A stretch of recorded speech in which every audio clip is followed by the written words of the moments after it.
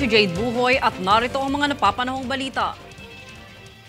Nakiisa ang Philippine Coast Guard o PCG sa isinagawang Anti-Terrorism Bomb Threat Response Simulation Exercise o CIMEX sa Port of Balanacan, Mogpog sa Marinduque nitong kamakailan lang. Ayon sa PCG, layon ng simulation exercise na ito ang paigtingin ang kahandaan at pagiging epektibo ng operasyon ng lahat ng tauhan na sangkot sa agarang pagtugon sa mga potensyal na insidente ng terorismo at pagbabanta ng bomba.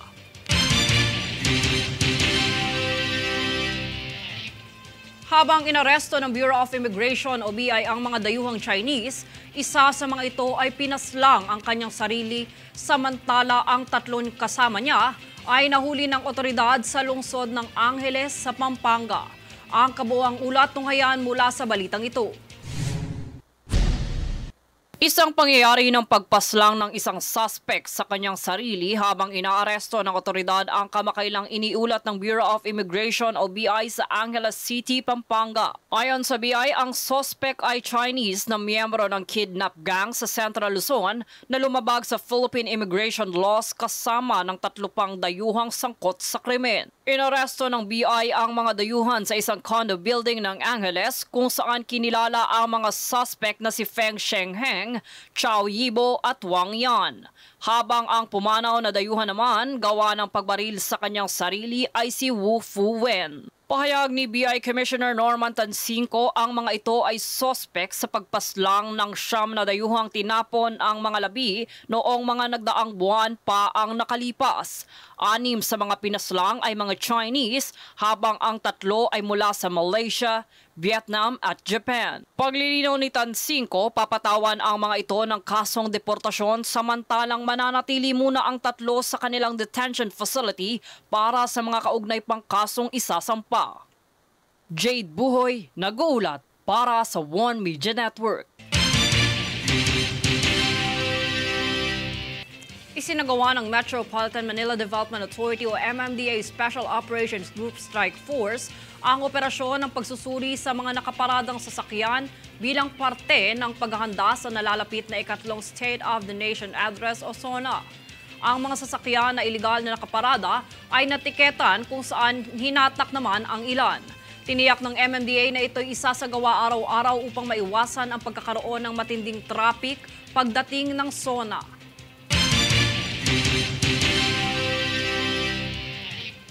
Kami ang boses ng pagbabago. Ako si Jade Buhoy at itong News Force. Sa ulo ng mga balita, DOH nilinaw na hindi tuluyang ibaban ang mukbang.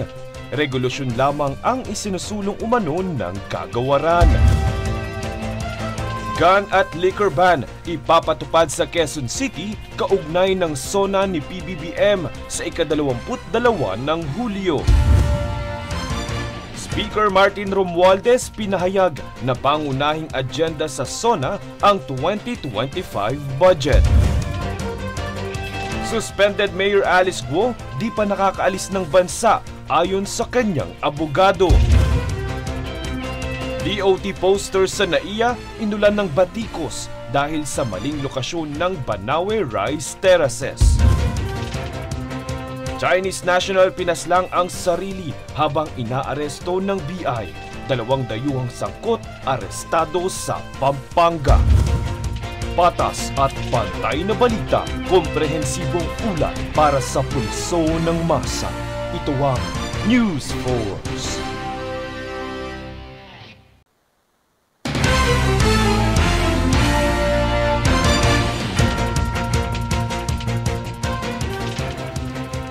Ako si Jade Buhoy at narito ang mga napapanahong balita.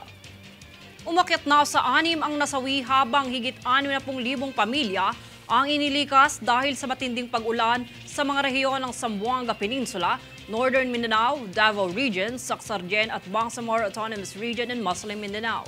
Patuloy naman na nagsasagawa ng search and rescue operations upang matulungan pa ang mga pamilyang lubhang apektado ng masamang panahon. Samantala, hindi pa naman matukoy kung gaano nakalaki ang danyos na dulot ng umiiral na kalamidad.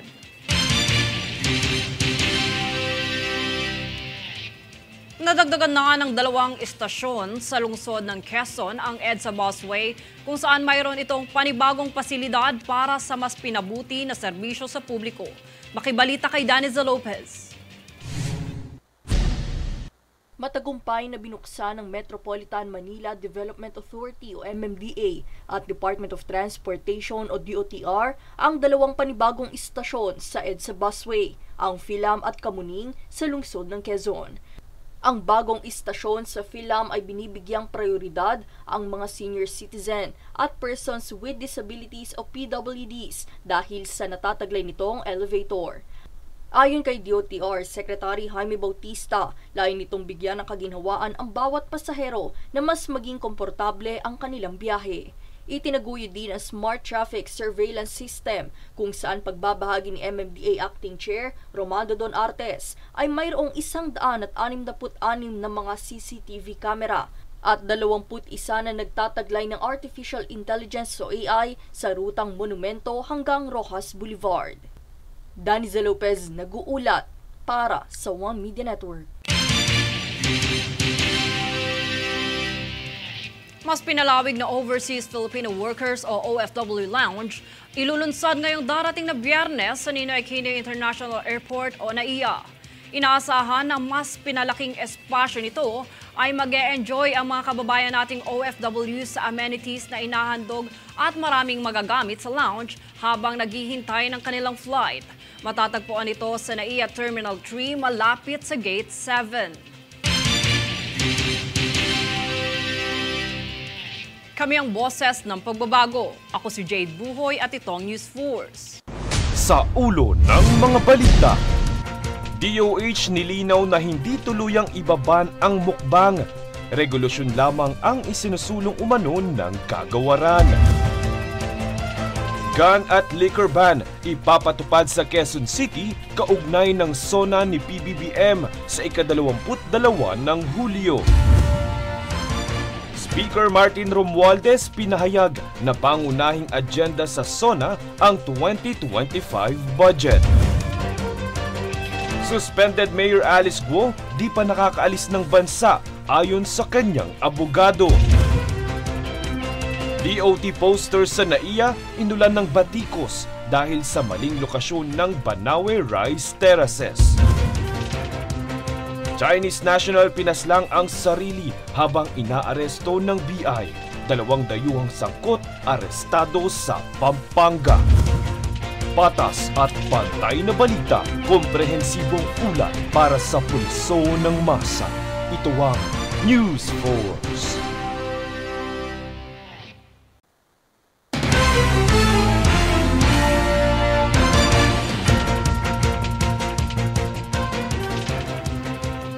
Ako si Jade Buhoy at narito ang mga napapanahong balita.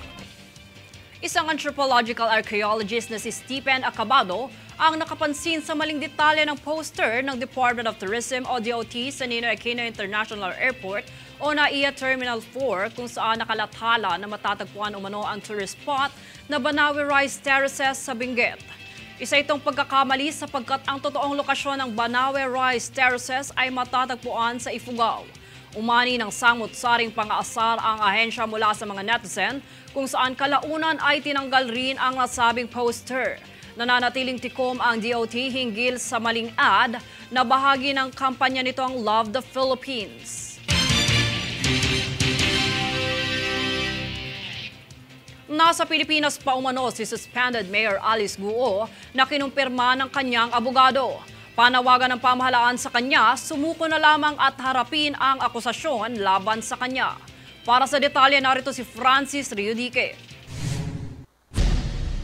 Hanggang sa ngayon ay hindi pa rin naaaresto si suspended Banbantarlac Mayor Alice Guo. Ito ay matapos isilbi ng Office of the Sergeant at Arms ng Senado ang arrest order laban sa alkalde dahil sa hindi pagsipot nito sa mga pagdinig. Bigong mamataan si Guo sa kanyang mga itinakdang address sa Balintawak, Valenzuela at Bulacan. Ngunit ayon sa kanyang abogado na si Attorney Stephen David, nananatili pa rin sa bansa si Guo matapos niya itong makausap sa tawag ng halos 1 oras. Pagsisiwalat pa ni David, pinag-iisipan na ni Guo na sumuko sa Senado. Ngunit posibleng sa July 29 na lamang daw na araw na susunod na pagdinig sa Senado ukol sa mga akusasyon kay Guo. Samantala, tiniyak naman ng Senado ang proteksyon ni Guo at ng iba pang inisyuhan ng arrest order kung sakaling sumuko sila. Ayon kay Senate President Chis Escudero, ginagarantiya ng Senado ang sinumang dadakipin para i-detain. Nakahanda na umano ang mga detention facilities na air-conditioned, may sariling palikuran at mga bunk beds. Samantala, panawagan naman ni Senator Risa Hontiveros, sumuko na lamang si Guo at harapin ang mga akusasyon sa kanya. Paggigiit niya kung nakakayanang mag-Facebook ni Guo dahil sa kanyang nakaraang post dito ay kaya na niya umanong humarap sa pagdinig sa Senado. Si Guo ay naharap sa mga kasong kaugnay ng kanyang umano'y pagkakasangkot sa iligal na operasyon ng Pogo sa Banban Tarlac at dahil sa irregularidad ng kanyang mga dokumento bilang Pilipino. Francis Riudique, nag-uulat para sa One Media Network.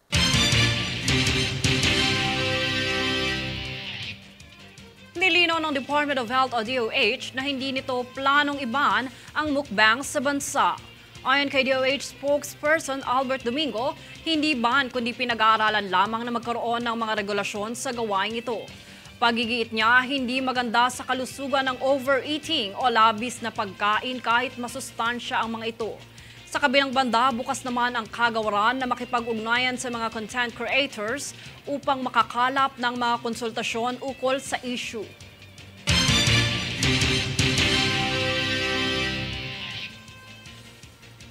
Kami ang boses ng pagbabago. Ako si Jade Buhoy at itong News Force.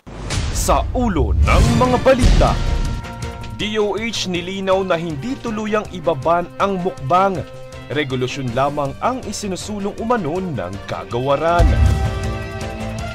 Gun at liquor ban ipapatupad sa Quezon City kaugnay ng SONA ni PBBM sa ika-22 ng Hulyo. Speaker Martin Romualdez pinahayag na pangunahing agenda sa SONA ang 2025 budget. Suspended Mayor Alice Guo di pa nakakaalis ng bansa ayon sa kanyang abogado. DOT poster sa NAIA inulan ng batikos dahil sa maling lokasyon ng Banawe Rice Terraces. Chinese national pinaslang ang sarili habang inaaresto ng BI. 2 dayuhang sangkot arestado sa Pampanga. Patas at pantay na balita, komprehensibong ulat para sa pulso ng masa. Ito ang News Force.